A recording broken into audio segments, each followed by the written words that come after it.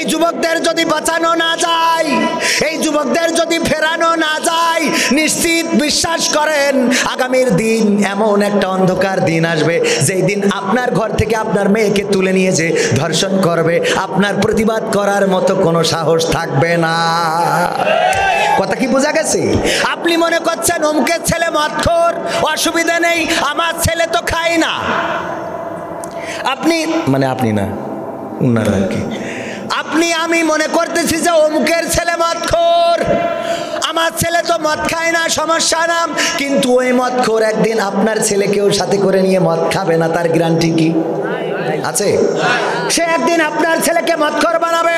আপনার মাদ্রাসায় পড়া কোরআনের হাফেজ, এই কোরআনের হাফেজকে নিয়ে যে সিনেমা দেখতে যায়, আপনি চিন্তা করছেন আবুলের ছেলে সিনেমা দেখতে যায়, আমার ছেলে তো মাদ্রাসায় পড়ে সিনেমা দেখে না, ও আমার নিষেধ করার দরকার নেই, আমার ছেলে ভালো আছে।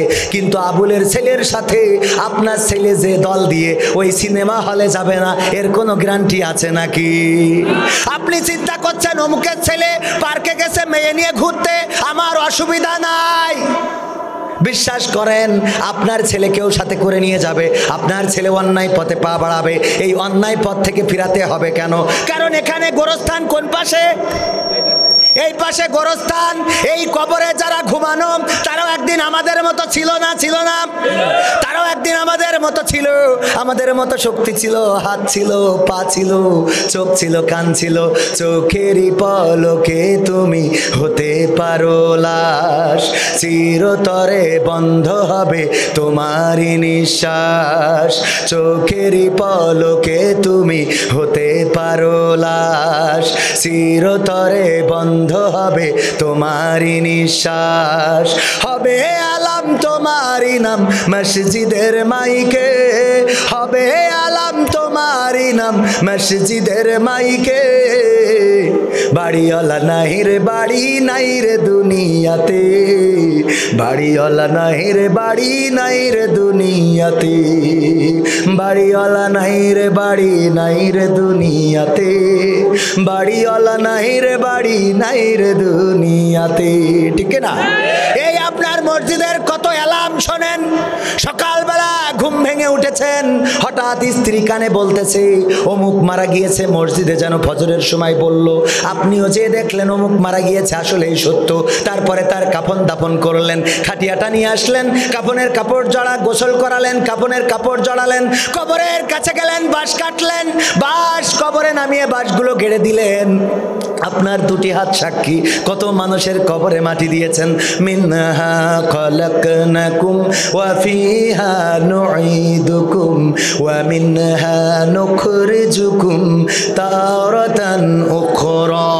ওরে মানুষ, এই মাটি থেকে তোমাকে সৃষ্টি করা হয়েছিল, আবার এই মাটিতে তোমাকে ঢুকিয়ে দেওয়া হলো, আবার এই মাটি থেকে একদিন জীবন্ত করে উঠানো হবে। এই বলে আপনি হাতের মুঠায় মাটি নিয়ে ছুঁড়ে দিয়েছেন। এমন অসংখ্য কবরে আপনি মাটি ছুঁড়েছেন, কিন্তু ভুলে গিয়েছেন আপনি যার কথা বলে আসলেন আপনি সেই ব্যক্তিটা হয়ে যেতে পারে।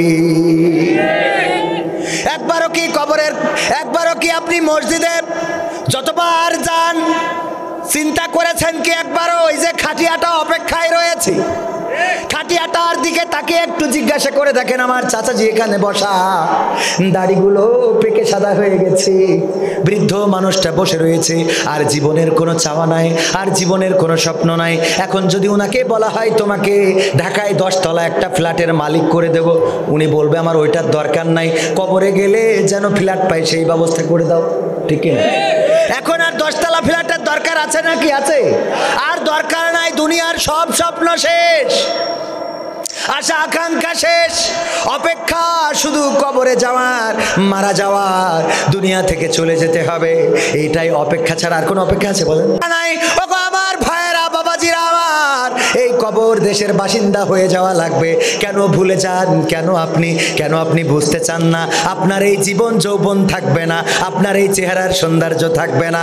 আপনি শিশুকালে আপনার চোখের সামনে কত মানুষকে শিশু হতে দেখেছেন, এই শিশু মানুষটা কিশোর হয়েছে, যুবক হয়েছে, যার মুখে দাড়ি ছিল না দাড়ি উঠেছে, অনেকের মুখে দাড়ি ছিল দাড়িটা সাদা হয়ে গেছে, সোজা মানুষটা কুজা হয়ে গেছে, সুন্দর মানুষটা অসুন্দর হয়ে গেছে, সবচেয়ে ভালো মানুষটা সুঠাম দেহের অধিকারীটা আজকে অসুস্থ হয়ে পড়ে আছে, প্যারালাইসিসের রোগী হয়ে গেছে, নিজের টয়লেটেও ঠিক মতো যেতে পারে না, কাপড় চোপড়ে পায়খানা করে। বলেন দেখি এমন অবস্থা আমাদের হতে পারে না? পারে না? আমি মাঝে মাঝে বলি আপনি মসজিদে যাবেন, যে খাটিয়ার কাছে জিজ্ঞাসা করবেন, ওগো খাটিয়া, তুমি তো কয়েকদিন আগে আমার দাদাকে নিয়ে গিয়েছিলে, তোমার কাঁধের উপরে চড়ে, তোমার ভিতরে চড়ে আমার দাদা চিরজন্মের মতো গোরস্থানে পাড়ি জমিয়েছিল। তার কয়েকদিন পরে তুমি আমার চাচাকে নিয়ে গিয়েছিলে, তারপরে কয়েকদিন পরে তুমি আমার বাবাকে নিয়ে গিয়েছিলে, তার কয়েকদিন পরে তুমি আমার অমুককে নিয়ে গিয়েছিলে, তার কয়েকদিন পরে তুমি গ্রামের অমুককে নিলে। ওগো খাটিয়া, এখন বলো দেখি তুমি কার অপেক্ষায় চেয়ে আছো? এবার তোমার মধ্যে কে উঠে ওই কবর দেশে যাবে গো? বলো খাটিয়া। খাটিয়া যেন নীরবে জবাব দিয়ে দেয়, ওরে আল্লাহর বান্দা তৈরি হ, প্রস্তুত হ, এবারের পালাটা তৈরি হয়ে যেতে পারি। শুধু তাই নয়, কবরের কাছে যাবেন ওসমান রাদিয়াল্লাহু তাআলা জান্নাতের সুসংবাদ প্রাপ্ত আশারায়ে মুবাশশারা 10 জন সাহাবী। কয়জন? 10 জন সাহাবী। তার মধ্যে 3 নম্বর হলেন ওসমান ইবনে আফফান রাদিয়াল্লাহু তাআলা আনহু। আমার ওসমান রাদিয়াল্লাহু তাআলা আনহু ইসলামের কয় নম্বর খলিফা? 3 নম্বর খলিফা। আবার উনি বিশ্বনবীর কি জামাতা? তাও 1 না 2টা, 2 মেয়ে বিয়ে করার সৌভাগ্য হয়েছিল ওসমান রাদিয়াল্লাহু তাআলা আনহু। উনি যখন কবরের কাছে যেতেন বা শুধু কান্না করতেন, চোখের পানি ছেড়ে দিতেন, আল্লাহর নবীর সাহাবীরা বললেন, ওগো ওগো নবীর সাহাবী, ওগো ওসমান, আল্লাহর নবী 10 জনকে ঘোষণা দিয়ে গিয়েছেন তারা জান্নাতি, পৃথিবীর পরে ঘোষণা দিয়ে, আল্লাহু আকবার, 10 জন সাহাবীকে আল্লাহর নবী বলেছেন ওরা নিশ্চিত জান্নাতি, নির্ঘাত জান্নাতি, তার মধ্যে আপনি হলেন 3 নম্বর। কিন্তু আপনি যখন জান্নাতুল বাকিতে আসেন, যখন কবরের কাছে আসেন, তখন দেখি বাচ্চা শিশুর মতো কান্না করেন, আপনার চোখের পানিতে দাড়িগুলো ভিজে যায়, টপ টপ করে পড়তে থাকে। ওগো ওসমান, কেন এত কাঁদেন?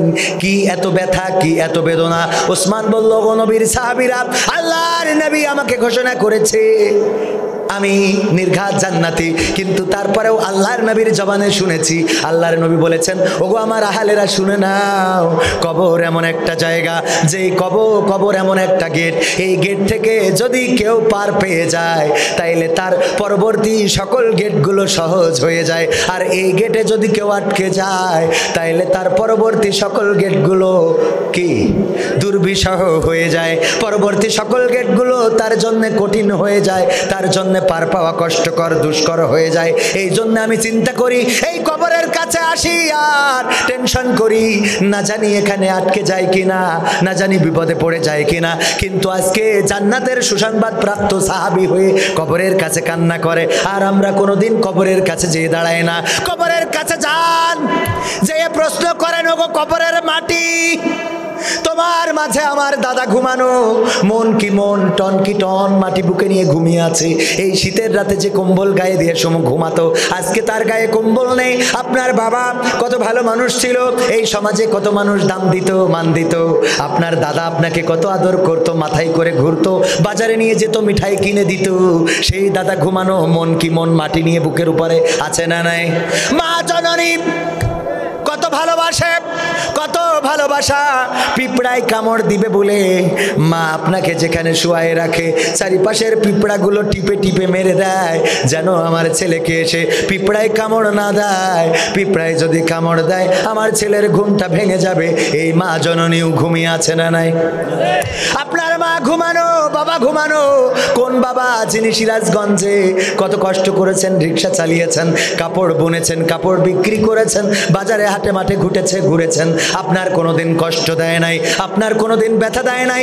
ঈদের দিন নিজের গায়ে ছেঁড়া জামা, নিজের পরনে ছেঁড়া লুঙ্গি, কিন্তু আপনার জন্য নতুন জামা কিনতে ভুল করে নাই। এমন পিতা ছিল না? ছিল না? এমন পিতা চিরজন্মের মতো ঘুমিয়ে আছে, মন কি মন, টন কি টন মাটি বুকের উপরে নিয়ে ঘুমানো। এই কবরেই ঘুমিয়ে আছে।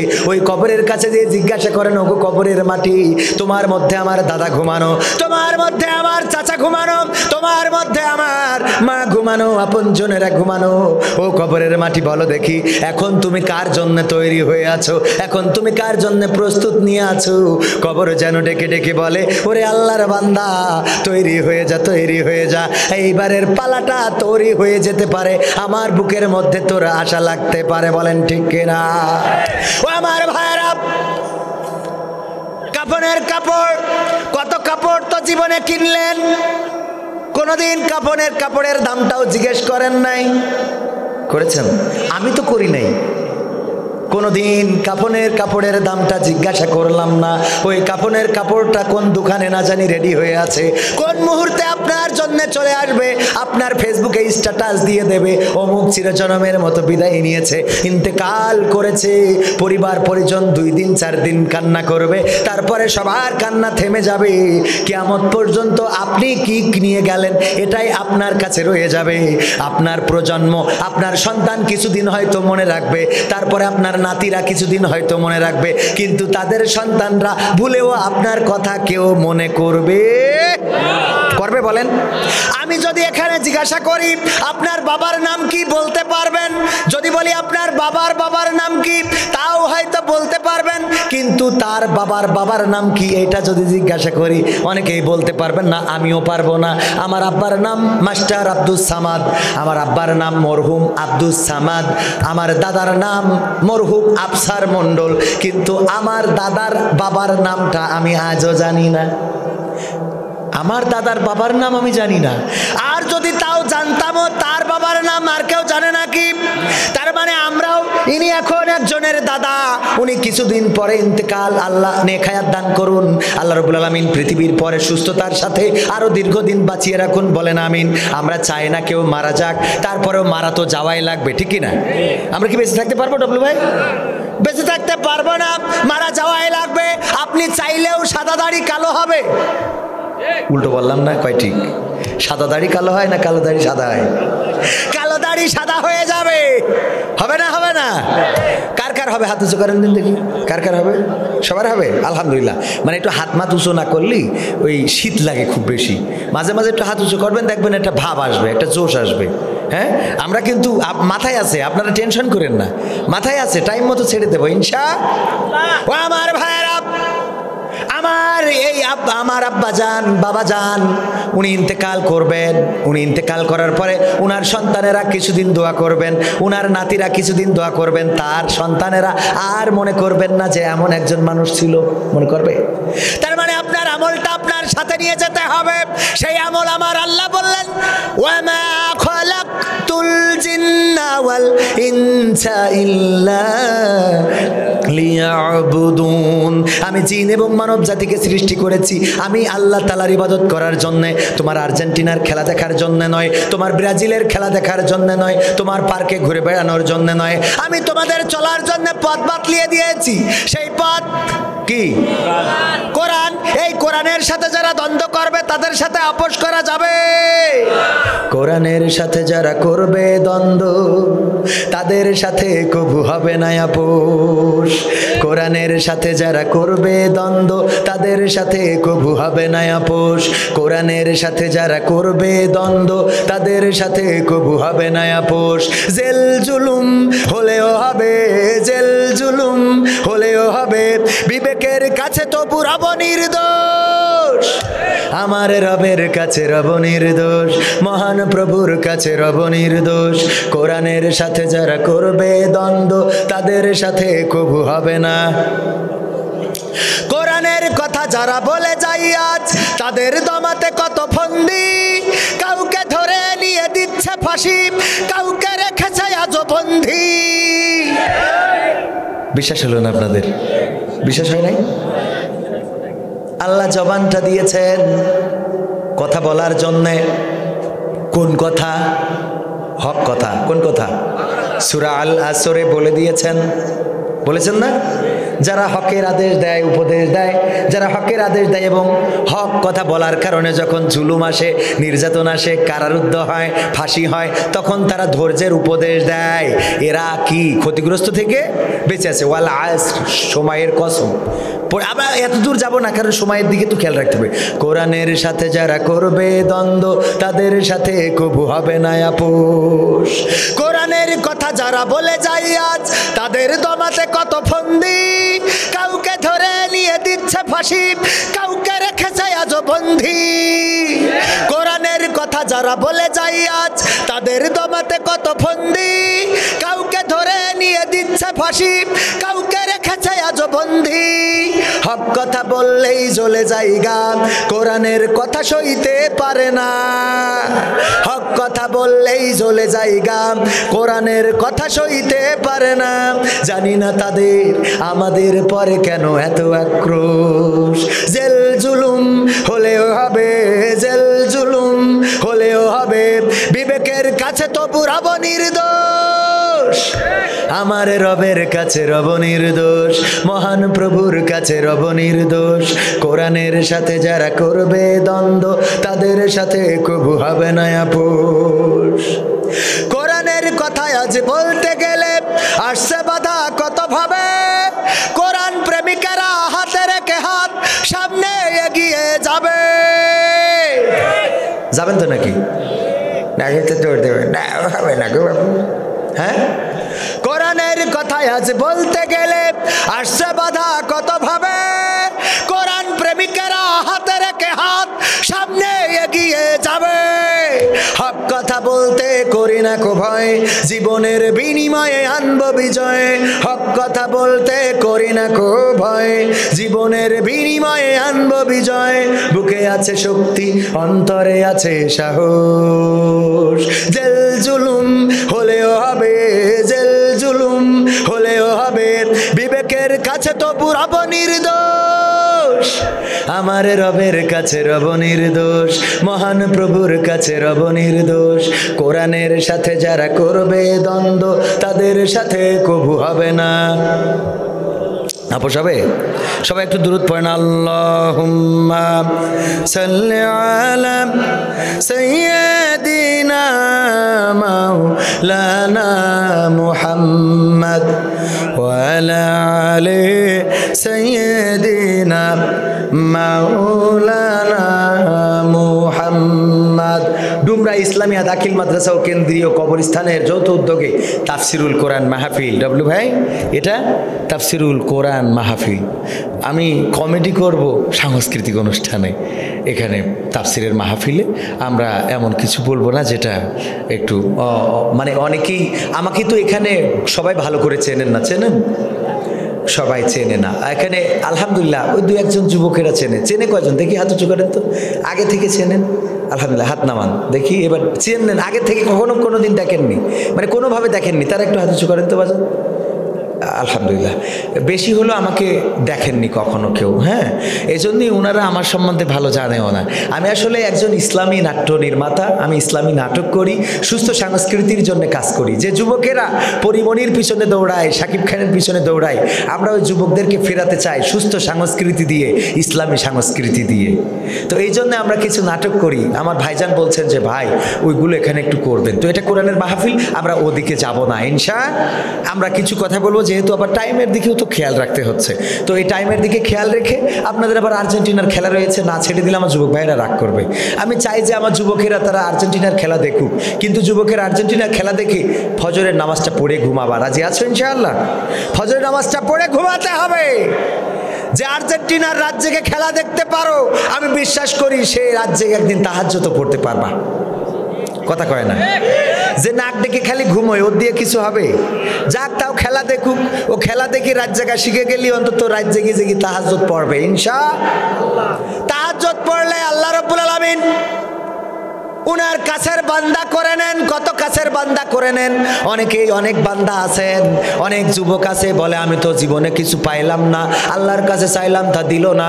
শবে বরাতের রাত্রি প্রেম করার জন্য যে মেয়ে লাইক করেছিলাম, শবে বরাতের রাত্রি নামাজ পড়ে তারে চাইলাম, পাইলাম না।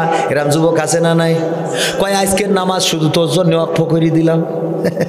কয় তোর জন্য আজকের নামাজ, তোর জন্য আজকের নামাজ সারা রাত পড়বো, তোরে চাবো, কিন্তু না চেয়েও পাইলাম না। অনেক যুবক আছে আমার সাথে মালয়েশিয়াতে ছিল, জেলখানায় ধরা খেয়েছে, বলতেছে আমার জীবনে একটা প্রেম করেছি, করার পরে তার বিয়ে করি নাই হুজুর, এই জন্য মনে হয় আজকে জেল খাটছি ধরা খেয়ে। তার মানে তার বিশ্বাস হলে প্রেম করি। প্রেম করা কি অন্যায় না? আবার অনেকেই প্রশ্ন করে, হুজুর আমাদের আজহারি ভাইয়ের কাছে প্রশ্ন করেছে, হুজুর আমি যার সাথে প্রেম করেছি সেই মেয়েটা এমন একজন আল্লাহওয়ালা যে আমি যখন তার সাথে ডেটিং করতে যাই, যখন তার সাথে আমরা কোনো রেস্টুরেন্টে খাইতে যাই, যখন আমরা ওই যে ফুড ভিলেজে যাই, তখন আমার আগে জিজ্ঞেস করে আমি নামাজ পড়েছি কিনা। আরে আল্লাহর ওলি, আমি নামাজ পড়েছি কিনা। আমি যদি নামাজ না পড়ি তাইলে আমার ডার্লিং আর মুখ খোলে না, কয় আজকে দেখাবো না। আরে বাবা রে। আবার শুধু তাই নয়, আমার ডার্লিং, আমার ভালোবাসার, আমার হার্ট, মাই হার্ট, ওর আবার কি মাই হার্ট লিখে রেখে জান। আরে বাবা, জান আমার পাকা মুখ থাকা। ওই জানের যখন মুখে অ্যাসিড পড়ে তখন তো আর কেউ বিয়ে করে না, তাহলে তো জান হইল কি করে? কথা কয় না। ও আমার ভাইরা, জান লিখে রেখেছে, ফোনে আছে সেভ করা জান। এই জান বলতেছে আমার জান এত ভালো, সে আমাকে ফজরের সময় আমার ফোনে কল দিয়ে ডেকে দেয়, যাও ওঠো নামাজ পড়ো। বলেন দেখি হুজুর, এমন একটা মেয়ের সাথে প্রেম করলে আমি জান্নাত পাবো নাকি? এমন মেয়ের সাথে প্রেম করলে জান্নাত পাওয়া যাবে? আমি বলি, যদি কেউ রান্না করে শুকর, কিন্তু হাঁড়িটা হলো মসজিদের, কড়াইটা হলো মাদ্রাসার, আর লাকড়ি হলো আপনার এক ইমাম সাহেবের কাছ থেকে নিয়েছেন, আর রান্না করেছে একজন হাফেজ সাহেব, বলেন দেখি এই শুয়োর হালাল হবে নাকি? হালাল হবে? মসজিদের হাঁড়ি, মাদ্রাসার কড়াই, আর ওই যে আপনার খানকার লাকড়ি দিয়ে, আপনার হাফেজ দিয়ে, মুহাদ্দিস মুফতি মুহতামিম দিয়ে যদি রান্না করেন, শুকরের গোশত কখনো হালাল হবে না। ঠিক তেমনি ভাবে প্রেম করা, ওই মেয়ে যতই বুরকা পরা হোক, ওই মেয়ে যত নামাজি হোক, ওই মেয়ে যতই আপনার তাহাজ্জুদের জন্য ডেকে দিক, ওই মেয়ের সাথে প্রেম করা হালাল হবে। আপনি বিয়ে করবেন, যে মেয়ে পছন্দ বাড়িতে বলবেন, অভিভাবককে বলে বিয়ে করবেন। আল্লাহ সকলকে বিয়ে করার তৌফিক দান করুন, প্রেম থেকে ফিরে থাকার তৌফিক দান করুন, বলেন আমিন। আমি যে কথা বলছিলাম, সুস্থ সংস্কৃতি থেকে আমার যুবকদেরকে ফেরাতে চাই। আমি আগেই বলেছি, আমার যুবকেরা যেই হাতে কোরআন থাকার কথা ছিল, সেই হাতে আজকে আর্জেন্টিনার পতাকা তুলে নিয়েছে। যেই হাতে কালেমার পতাকা থাকার কথা ছিল, সেই হাতে ব্রাজিলের পতাকা। আমরা ওই যুবকদের হাতে কোরআনের পতাকা দিয়ে দিতে চাই, ওই যুবকের হাতে কোরআন ধরিয়ে দিতে চাই, যেন এই যুবক দুনিয়ার কল্যাণ এবং আখিরাতের কল্যাণ প্রাপ্ত হয়, বলেন সুবহানাল্লাহ। দুনিয়ার কল্যাণের দরকার আছে না নাই? রব্বানা আতিনা ফিদ দুনিয়া হাসানাতাও ওয়া ফিল আখিরাতি হাসানা ওয়া কিনা আযাবান নার। আমার আল্লাহ দোয়া শিখিয়ে দিলেন, তোমরা দোয়া করো, হে আমার রব, হে আমার প্রতিপালক, তুমি আমাদেরকে দুনিয়ায় কল্যাণ দাও এবং আখিরাতের কল্যাণ দান করো, আর কঠিন জাহান্নামের আযাব থেকে আমাদেরকে বাঁচিয়ে দাও, বলেন আমিন। আমরা দোয়া চাই, দোয়া করি কার কাছে? আল্লাহর কাছে। দুনিয়ার কল্যাণ এবং আখিরাতের কল্যাণ, দুই জায়গার কল্যাণ চাওয়ার কথা কে শিখিয়েছেন? আল্লাহর নাম নিতে লজ্জা করে? আল্লাহর নাম নিতে লজ্জা করে বাজান? ভালো আছেন? শরীরটা ভালো আছে? নাম কি বাজান? মোহাম্মদ জামাল উদ্দিন শেখ। আর আগে একবার আকবর শেখ, উনি দিয়েছিলেন 100 টাকা। জামাল উদ্দিন শেখ 500 টাকা দান করলেন মাহফিলের জন্য। দানকে কবুল করে নেন, বলেন আমিন। আমার আলোচনা কিন্তু এক এক দিক থেকে জাতি জাতি জাতি জাতি এখনো গুড়ায় আনতে পারিনি। গুড়ায় কি নিয়ে আসবো? থাকবেন? ওমরের ঘটনা শেষ হয়নি, বেলালের ঘটনাও শেষ হয়নি। মদিনা ছেড়ে দিল বেলাল। কেন ছেড়ে দিল? বিশ্বনবী ইন্তেকালের পরে বেলাল রাদিয়াল্লাহু তাআলা আনহু মদিনা ছেড়ে চলে গেছে, আর মদিনাবাসী বেলালকে খুঁজে পায় না। বেলাল নাই, মদিনায় নাই, কোথাও খুঁজে পাওয়া যাচ্ছে না। কোথায় গেল বেলাল? কোথাও তো পাওয়া যায় না। একদিন বেলাল স্বপ্নে দেখলেন, আল্লাহর নবী বলছেন, ওগো বেলাল, তুমি দেখি আমার কোনো খবর রাখো না, আমার কথা কি তুমি ভুলে গিয়েছো নাকি? বেলাল ঘুম থেকে উঠে হঠাৎ আল্লাহর নবীর স্মৃতি মনে পড়ে গেল। বেলাল দৌড় দিয়ে চলে আসলেন মদিনায় আল্লাহর নবীর রওজা জিয়ারতের জন্য। আল্লাহর নবীর রওজা জিয়ারত করেছেন কয়জন আছেন? মক্কায় মদিনায় গিয়েছেন, এখানে হাজী সাহেব, ওই হাজী সাহেব আছেন, ওই আর একজন হাজী সাহেব আছেন, আছেন না? এই যে হাজী সাহেব আছেন। নবীজির রওজায় গেলে আহারে কলিজাটা শীতল হয়ে যায়। আমার রাসূল ঘুমানো রিয়াজুল জান্নাতে যখন কোনো মুসলমান যখন কোনো হাজি সিজদায় যায় চোখের অশ্রু অঝর ধারায় ঝরতে থাকে। এখানেই আমার রাসূল সিজদা করেছেন, এখানেই আমার রাসূল খুতবা দিয়েছেন, এখানেই আমার রাসূল নামাজ পড়েছেন, এখানে আমার রাসূল উম্মতের জন্য কান্না করেছেন, এখানে আমার রাসূল রাষ্ট্র নিয়ন্ত্রণ করেছেন, এখান থেকে আমার রাসূল যুদ্ধের নেতৃত্ব দিয়েছেন, এখানেই মিটিং করেছেন, এখান থেকেই মিছিলের ঘোষণা দিয়েছেন। আমার রাসূলের সেই জায়গায় যাওয়ার পরে কলিজাটা ভরে যায়। রিয়াজুল জান্নাতে সিজদা দিলে কপালটা উঠাতে মনে চায় না। পুলিশ যদি ওখানে না থাকতো রে, তাইলে মুসলমানদের এক এক সিজদায় এক একজনের এক একটা রাত পার হয়ে যেত। বলেন সুবহানাল্লাহ। হাজার হাজার হাজি এই জন্য বেশি সময় পাওয়া যায় না, ঠিক কিনা?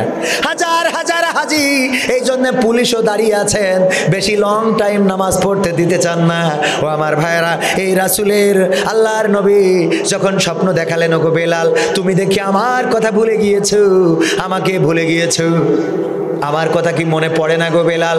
বেলাল ছুটে চলে এলেন মদিনায়। মদিনায় যখন আসলেন মদিনাবাসী বড় খুশি হয়ে গেল। মদিনাবাসী বলল, গো বেলাল এতদিন কোথায় ছিলে গো বেলাল? তোমার কোনো খবর কেন পাইলাম না গো বেলাল? আল্লাহর নবী ইন্তেকাল করেছেন, আমাদের বড় শোক। আবার তুমি আল্লাহর নবীর নিযুক্ত করা মুয়াজ্জিন ছিলে, ইসলামের প্রথম মুয়াজ্জিন, তুমি মদিনা ছেড়ে দিয়েছো, এটাও আমাদের অন্তরে অনেক ব্যথা গো বেলাল। ও গো বেলাল তুমি মসজিদে নববীতে আজান দিতে, আল্লাহর নবী যখন ছিল আল্লাহর নবী নাই, তোমার আজানও মসজিদে নববীতে নাই। ও গো বেলাল তুমি যখন এসেছো গো, তুমি দয়া করে মসজিদে নববীতে একটু আজান দাও। বেলাল বললেন, না আমি আজান দেব না, আমি আজান দেব না, আমাকে আজান দিতে বলো না, আমি মসজিদে নববীতে আজান দেব না বলেই আমি এই মদিনা ছেড়ে দিয়েছি, আমি মসজিদে নববী ছেড়ে দিয়েছি। তোমরা আমাকে অনুনয় করো না, বিনয় করো না, আমি আজান দিতে পারবো না। আল্লাহর নবীর সাহাবীরা বললেন, ওগো বেলাল তুমি যদি আজান দাও তাইলে আমাদের নবীর স্মৃতিগুলো খুব বেশি উদ্ভাসিত হবে, আমাদের ভালো লাগবে। আল্লাহর নবী থাকতে তোমার কণ্ঠস্বরের আজান শুনতাম। বেলাল বলল, না আমি আজান দেব না।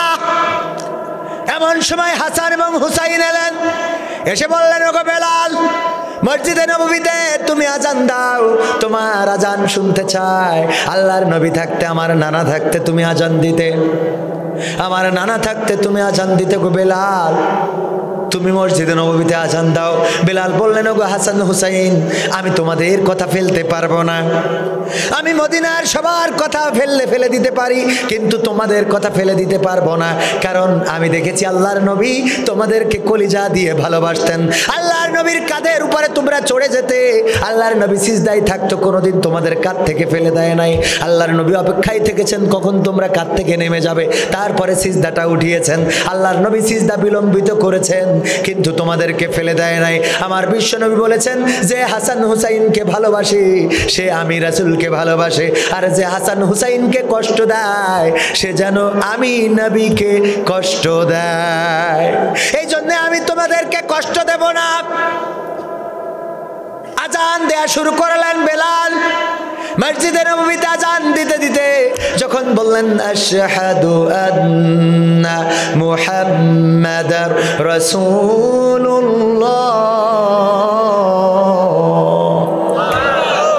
বেলাল বেহুশ হয়ে পড়ে গেলেন। মদিনাবাসী সেবা করলেন, সেবা করে সুস্থ করলেন।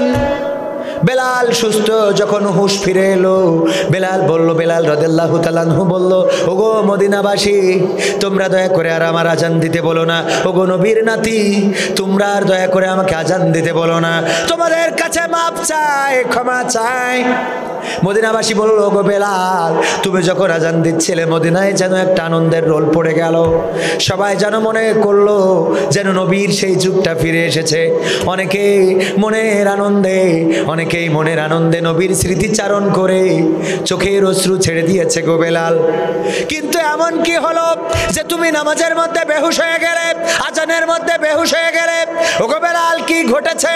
বেলাল বলল, ওগো নবীর সাহাবীরা শুনে নাও, আমি যখন আজান দিতাম মসজিদে নববীতে, যখন আজান দিতাম যখন বলতাম আশহাদু আন্না মুহাম্মাদার রাসূলুল্লাহ, তখন দেখতাম মিম্বারে আমার রাসূল নুরানি চেহারাটা নিয়ে বসে রয়েছে। আজকে যখন আজান দিয়েছি, এই শূন্য মেম্বারটা রাসূল শূন্য মেম্বার, রাসূল শূন্য মসজিদে নববী, এটা আমি সহ্য করতে পারি নাই। আমার রাসূল শূন্য মসজিদে নববীতে আমি বেলাল আজান দিতে পারবো না। আল্লাহু আকবার বলবেন না? কেমন ভালোবেসেছেন আমার রাসূলকে, কেমন ভালোবেসেছেন দিনকে, কেমন ভালোবেসেছেন কোরআনকে, কেমন ভালোবেসেছেন ইসলামকে। পাথরে কালো মানুষটা পাথরের মতো অনড় অটল ছিলেন, পাহাড়ের মতো অনড় অটল ছিলেন ইসলামের জন্য। কোরআনের খেদমতে কত কষ্ট করেছেন, দিনের পর দিন সংগ্রাম করেছেন। রাসূল সাল্লাল্লাহু আলাইহি সাল্লামের পাশে থেকেছেন, নির্যাতন করছেন, চার হাতে পায়ে দড়ি বাঁধা সেই অবস্থায় নির্যাতন করেছে, কখনো বা বেত্রাঘাত করেছে, 100 বেত্রাঘাত করছে। আবু বকর রাদিয়াল্লাহু তাআলা আনহু যাচ্ছে আর দেখে বেলাল চিৎকার করে কান্না করছে। আবু বকর বললেন, ওগো উমাইয়া, তুমি কেন এই কালো কৃত দাসটাকে মারতেছো? কি এমন অপরাধ করেছে? বলছে সে ইসলাম কবুল করেছে, এই জন্য মারি। বলছে ওই মারার থেকে ওই দাসটা তুমি আমার কাছে বিক্রি করে দাও, বিনিময়ে আমি তোমাকে একটা সাদা কৃত দাস দেব, পরিষ্কার। আগে কালো কৃতদাসের থেকে পরিষ্কার কৃতদাসের দাম বেশি। আমি তোমাকে একজন সাদা কৃতদাস দেব, বিনিময়ে আরো যদি টাকা চাও, কত টাকা চাও আমি দেব। বলল ঠিক আছে। তুমি আমাকে 10,000 দিরহাম বা 20,000 দিরহাম একটা অঙ্ক বলে দিল, আর বলল এর বিনিময়ে একটা সাদা মানুষ আমাকে দাও, আমি একে মুক্ত করে দেব। যখন আবু বকর টাকা নিয়ে এবং আবু বকরের একটা দাস নিয়ে হাজির হলেন, এই নাও তোমাকে এটা দিলাম, এই তোমার সম্পদ দিলাম। উমাইয়া বলল, আবু বকর তুমি ঠকে গেলে আর আমি জিতে গেলাম। এমন অকর্মা একজন বেলাল, একজন অকর্মা কালো বেলালকে তুমি কিনে নিলে অনেক দাম দিয়ে। বেলাল বলল, উমাইয়া আনন্দ করার কিছু নেই, কে জিতলো আর কে হারলো সে তার বিচার ফায়সালা হবে পরকালে। জিতেছেন কে? আবু বকর জিতে গেলেন, দান করলেন, টাকা দিলেন, কৃতদাস দিলেন, কিনে নিলেন। ওগো আমার ভাইরা, আমার রাসূলকে ভালোবাসার দরকার আছে না নাই? বল ইন কুনতুম তুহিব্বুনাল্লাহ ফাত্তাবিউনি ইউহিব্বুকুমুল্লাহ। আমার আল্লাহ বললেন, তোমরা যদি আমাকে পেতে চাও, আমাকে ভালোবাসতে চাও, তাইলে আমার রাসূলকে অনুসরণ করো, তাইলে আল্লাহ তোমাদেরকে ভালোবাসবেন। সুবহানাল্লাহ বলবেন না? সেই রাসূলের অনুসরণ করি না, আমরা অনুসরণ করি শাকিব খানের। কানই কেনে ফুটাই না বলে ও কান ফুটাইছে, আছে না নাই? কানের মধ্যে কাটি পুরা, ও কোন নায়কের দেখেছে কানের মধ্যে কাটি ভরা, তাই সে কাটি ভরেছে, এরকম আছে না নাই? শাকিব খান যে কাটিং এ চুল কাটে, সেই কাটিং এ চুল কাটা প্লেয়ার আছে না নাই?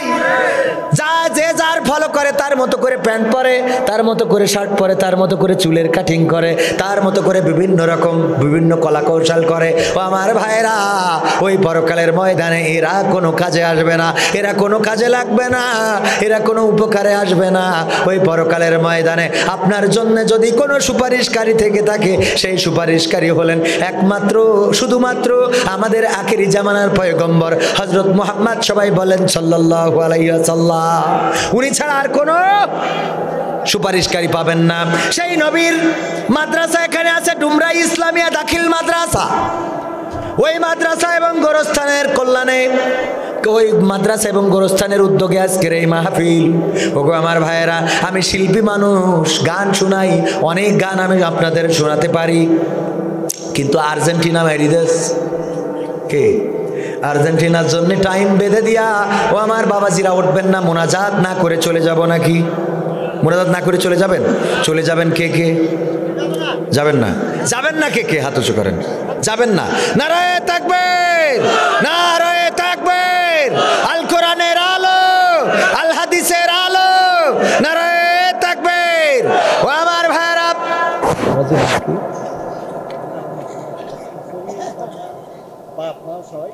শাশুড়ি শাশুড়ি শ্বশুর মা বাবা সবাই কবর দেশের বাসিন্দা, 100 টাকা দিয়ে দোয়া চাইলেন, আল্লাহ দানকে কবুল করে নাও।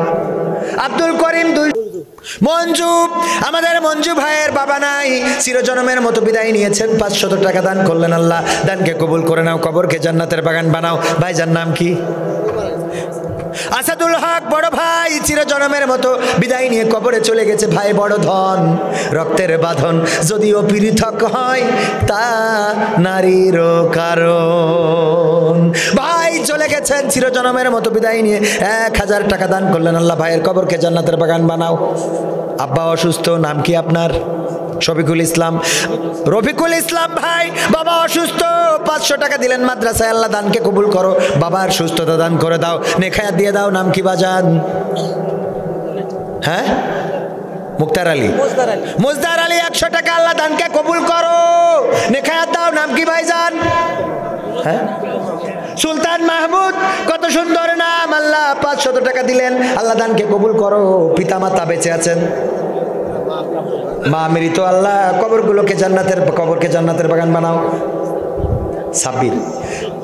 সাব্বির আব্বা আম্মা অসুস্থ, আব্বা মারা গেছে, আব্বা মা মারা গেছে, বোন মারা গেছে, 1000 টাকা দিল, আল্লাহ কবরগুলোকে জান্নাতের বাগান বানাও। আর একজন বান্দা 100, আর একজন বান্দা 250, আল্লাহ দানকে কবুল করো। বাবাজি নাম কি? কুরবান আলী, মা বাবা দুইজনই মারা গেছে, 500 টাকা দান করলেন, আল্লাহ দানকে কবুল করে নাও, নেখায়াত। আল্লাহ পিতা মাতার কবরকে জান্নাতের বাগান বানায় দাও। বাবাজি নাম কি? হ্যাঁ, আফসার আলী, পিতা নাই মাতা নাই, মা বেঁচে আছে, মাশাআল্লাহ, এখনো একটা জান্নাত বেঁচে আছে। পিতা চিরজনমের মতো বিদায় নিয়েছে, কবরকে জান্নাতের বাগান বানাও। বাবাজি নাম কি? হ্যাঁ, কি নাম আপনার? তবিবর রহমান। মা বাবা কবরে 600 টাকা দান করলেন, আল্লাহ দানকে কবুল করো, নেখায়াত দাও, মনের স্বপ্ন পুরা করে দাও। বাবাজি ভাইজান নাম কি? সাদ্দাম হোসেন, ছোট বাচ্চা ভাগিনা আসান, আল্লাহ তোমার ডাকে সাড়া দিয়ে চলে গেছে, বাচ্চা মানুষ, তুমি এই বাচ্চাটার কবরকে জান্নাতের বাগান বানাও। আল্লাহ মামা সহ মা বাবা সকলকে তার নাজাতের ওসিলা বানিয়ে দাও, ওই বাচ্চাটা যেন নাজাতের ওসিলা হয়ে যায়, তৌফিক দাও। মা বাবা, আমাদের একজন চাচা, মা বাবা শ্বশুর শাশুড়ি নাই, 100 টাকা দান করলেন, আল্লাহ দানকে কবুল করো। ভাইজান নাম কি? রেজাউল। মা বাবা চিরজনমের মতো বিদায় নিয়েছে, অনেকগুলো টাকা দান করলেন, দানকে কবুল করে নাও। আলহাজ হুসাইন 500 টাকা, আল্লাহ দানকে কবুল করো, নেখায়াত দাও। আরেকজন বান্দা পিতা মাতার জন্য 200 টাকা দান করলেন, নাম কি আপনার? হ্যাঁ, শাহজামাল খান, 200 টাকা দিলেন, দানকে কবুল করো। ভাইজান নাম কি? বাবাজি মোহাম্মদ ইউসুফ আলী 100 টাকা, আল্লাহ দানকে কবুল করো, পিতা মাতা এই কবরে আছে, আল্লাহ কবরগুলোকে জান্নাতের বাগান বানাও। এই যুবক ভাই নাম কি আপনার? দাদা দাদির জন্য দোয়া চাইলেন, 500 টাকা, আল্লাহ দানকে কবুল করো, নেখা দাদা দাদির কবরকে জান্নাতের বাগান বানাও। আর ভাইজানকে কবুল করে নাও। আরেকজন 200 টাকা, আল্লাহ দানকে কবুল। ইসাক মাস্টার মারা গেছে, ও দেশ কি করতে মরি গেছে, কি ভোট নাকি যে মরি গেলেও দিতে পারবে? মরি গেছে তো দেশ কি করি, দেশে কিনা চাইলে তাই কোয়া। ইসাক মাস্টার মারা গেছে, ছেলে 500 টাকা দান করেছে, আল্লাহ দানকে কবুল করো, পিতার কবরকে জান্নাতের বাগান বানাও। বাবাজি মজলিস নজরুল ইসলাম, নুরুল ইসলাম 500 টাকা, পিতা মাতার জন্য দোয়া, পরিবারের জন্য দোয়া, আল্লাহ দানকে কবুল করো, নেখায়াত দাও। নাম কি আপনার? এনামুল হক, দাদা এবং না দাদা দাদি নানার জন্য দোয়া চাইলো, আল্লাহ দানকে কবুল করো, দাদা নানার কবরগুলোকে জান্নাতের বাগান বানাও। আর একজন বান্দা 20 টাকা দিল, আল্লাহ দানকে কবুল করো। আর একজন চাচাজি 100 টাকা দিলেন। আপনার নাম কি? নাম কি আপনার? আব্দুর রাজ্জাক, 1 মণ ধান, আর নাতির জন্য 100 টাকা, বাবা মার জন্য 500 টাকা, আরো 1 মণ ধান, আল্লাহ দানকে কবুল করে নেন, নেখায়াত দিয়ে দেন। ফরহাদ আলী বাবার জন্য তোমার এক বান্দা 500 টাকা দিয়ে দোয়া চাইলো। ফরহাদ আলী বাবা মারা গেছে, আল্লাহ কবরকে জান্নাতের বাগান বানায় দাও। আমার চাচাজি বৃদ্ধ মানুষ 100 টাকা দিল, মাও নাই, বাবাও নাই, দাদাও নাই, আপন জনেরা হারিয়ে গেছে, আল্লাহ কবরগুলোকে জান্নাতের বাগান বানাও। নাম কি বাবা ভাইজান? ফরহাদ আলী, পিতা মাতা বেঁচে আছেন, বাবা মারা গেছে, কবরকে জান্নাতের বাগান বানাও। আরেকজন বান্দা আল্লাহ 100 টাকা দিল, পিতা মাতার কবরকে জান্নাতের বাগান। ভাইজান নাম কি? আল্লাহ বাবা মারা গেছে, আল্লাহ কবরকে জান্নাতের বাগান বানাও। নানা মারা গেছে, আমাদের এক যুবক ভাই 100 টাকা, আল্লাহ দানকে কবুল করো। চাচাজি মা বাবা কেউই নাই, 120 টাকা দিল, আল্লাহ দানকে কবুল করো। আল্লাহ আমার একজন যুবক ভাই 100 টাকা দিল, কবুল করো। একজন চাচা 50 টাকা, আল্লাহ কবুল করে নাও। আমার আরেক চাচা 100 200 টাকা। পিতা মাতা আছেন নাকি চাচা? মারা গেছে, আল্লাহ কবরগুলোকে জান্নাতের বাগান বানাও। আম্মার জন্য দোয়া চাই, 500 টাকা দিল, কবরকে জান্নাতের বাগান বানাও। ছোট একটা বাচ্চা শিশু 100 টাকা দিল, কবুল করো। আরেকজন ভাই 100 টাকা, আরেকজন ভাই 100 টাকা, আল্লাহ কবুল করো। আরেকজন ভাই জান যুবক মানুষ 200 টাকা, আল্লাহ পিতা মাতা বেঁচে থাকলে নেখায়াত দাও, মারা গেলে কবরের জান্নাতের মা মারা গেছে, আব্বা মা দুজনই মারা গেছে, আল্লাহ কবরগুলোকে জান্নাতের বাগান বানাও। শরীর অসুস্থ, আল্লাহ ভাইজানের শরীর সুস্থতা দান করে দাও। একজন দাদা দাদির জন্য দোয়া চাইলো 100 টাকা দিয়ে, 500 টাকা। আব্বা মারা গেছে, আল্লাহ আব্বার কবরকে জান্নাতের বাগান বানাও। চাচাজি 100 টাকা দিলেন, 200 টাকা দিলেন, আল্লাহ দানকে কবুল করো। মা বোনদের মধ্যে কাপড় যাচ্ছে, আল্লাহ মা বোনেরাও সবাই দেন। আর একজন দাদি আর নানি নাই, 1 মণ ধান। এই দাদি নানি নাই, 1 মণ ধান। দাদি নানি নাই, 1 মণ ধান। শোনেন, চলে যাবেন না মুনাজাত না করে, ভাইরা কেউ যাবেন না। আর একজন 100 টাকা, আল্লাহ দানকে কবুল করো। আর একজন আব্দুর রাজ্জাক মৃধা 100 টাকা, 1 মণ ধান। এই 1 মণ ধান লিখে নেন, আল্লাহ দানকে কবুল করো। আর একজন 100 টাকা, একজন বাচ্চা শিশু, আল্লাহ অনেকগুলো টাকা দিল। আরেকজন আব্বার জন্য দোয়া চাই, 100 টাকা দিলেন, আল্লাহ কবরকে জান্নাতের বাগান বানাও। তার বাবার জন্য বিরু শাকের বেটা, তার বাবার জন্য দোয়া চাই, 500 টাকা দিল, আল্লাহ কবুল করো। আব্বার জন্য দোয়া চাইলো একজন বান্দা, আল্লাহ মেহেদি দিয়া দাড়ি, কত সুন্দর হাসি, আল্লাহ পিতার কবরকে জান্নাতের বাগান বানাও। আর একজন আম্মার জন্য, আব্বার জন্য চিরজন্মের মতো বিদায় নিয়ে অন্ধকার কবরে গেছে, আল্লাহ কবরকে জান্নাতের বাগান বানাও, 500 টাকা দিল। আর একজন কার জন্য? আব্বার জন্য দোয়া চাইলো, 150 টাকা দিল, আল্লাহ দানকে কবুল করো। আম্মা বাবার জন্য দোয়া চাই, আল্লাহ 200 টাকা দিল, তোমার বান্দা, আল্লাহ মনের স্বপ্ন পুরা করে দাও। আর একজন 100 টাকা, তাও ওই মায়ের জন্য, ওগো আল্লাহ তুমি তাও ওই মায়ের কবরকে জান্নাতের বাগান বানাও। নানার জন্য দোয়া চাই, নাতি, আল্লাহ 100 টাকা দিল, কবুল করে নাও। নানির জন্য দোয়া চাইলো, আল্লাহ দোয়াকে আল্লাহ তার স্বপ্ন কবুল করে। হ্যাঁ, জওয়াব আলী 500 টাকা, আল্লাহ দানকে কবুল করো, নেখায়াত দাও, পিতা মাতার কবরকে জান্নাতের বাগান বানাও। বাবা মহিলা প্যান্ডেল থেকে 1 প্যাকেট টাকা এসেছে। মা বোনেরা অনেক বেশি দেয়, কারণ সিরিয়াল থাকে 5 ওয়াক্ত। 10 কেজি ধান, আমার চাচাজি 10 কেজি ধান, আল্লাহ কবুল করো। বাচ্চা শিশু, আল্লাহ তুমি তাকে কবুল করো, 100 টাকা দিল, দানকে কবুল করে নাও, নেখায়াত দিয়ে দাও। ইটভাটা মালিক সভাপতি, ইটভাটা মালিক সভাপতি 5000 টাকা। হ্যাঁ, ইটভাটা মালিক সভাপতি, তিনি 5000 টাকা দিন। নারায় তাকবীর। নাম কি? সবল সরকার, গোলাম হোসেন সবল সরকার। গোলাম হোসেন সবল সরকার 5000 টাকা, আল্লাহ দানকে কবুল করো। বাবা অসুস্থ, আহারে বাবাজি অসুস্থ, 500 টাকা দিল, আল্লাহ সুস্থতা দান করে দাও, নেখায়াত দিয়ে দাও, মনের স্বপ্ন পুরা করে দাও। আর একজন বান্দা কার জন্য? হ্যাঁ, নানা নানির জন্য দোয়া চাই, আল্লাহ 200 টাকা দিল, দানকে কবুল করো। মা বাবা মারা গেছে, আল্লাহ কবরকে জান্নাতের বাগান বানাও, আল্লাহ। আর একজন বান্দা অনেকগুলো টাকা দিলেন, নাম কি? আল্লাহ নজরুল ভাই দিলেন, আল্লাহ দানকে কবুল করো, 500 টাকা, দানের ওসিলায় তুমি নেখায়াত দিয়ে দাও, পরিবার পরিজনকে কবুল করে নাও, আল্লাহ 100 টাকা। আর একজন বান্দা 600-700 টাকা। বাবা মারা গেছে এখানে এই গোরস্থানে, ওগো আল্লাহ কবরকে জান্নাতের বাগান বানাও। আব্দুল খালেক চাচাজি মা বাবার জন্য 500 টাকা দিলেন, আল্লাহ পিতামাতার কবরকে জান্নাতের বাগান বানাও।